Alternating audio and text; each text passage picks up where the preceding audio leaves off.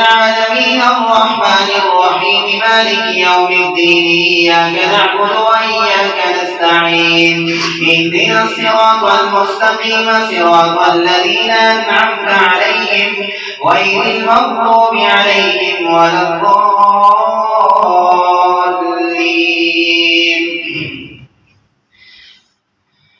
لقد سمع الله قول الذين قالوا إن الله فقير ونحن أغنياء سنكتب ما قالوا وقتلهم الأنبياء بغير حق ونقول ذوقوا عذاب الحريق ذلك بما قدمت أيديكم وأن الله ليس بظلام للعبيد.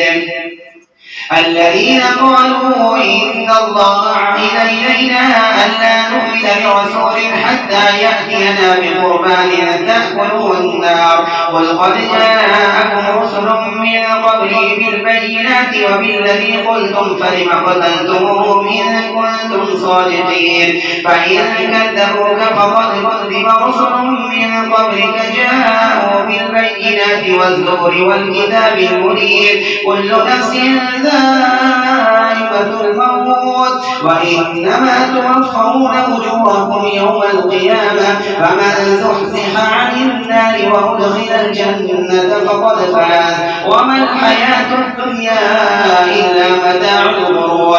لتبلون في أموالكم وأنفسكم ولتسمعن من الذين أوتوا الكتاب من قبلكم ومن الذين أشركوا أذى كثيرا وإن تصبروا وتتقوا فإن ذلك من عزم الأمور.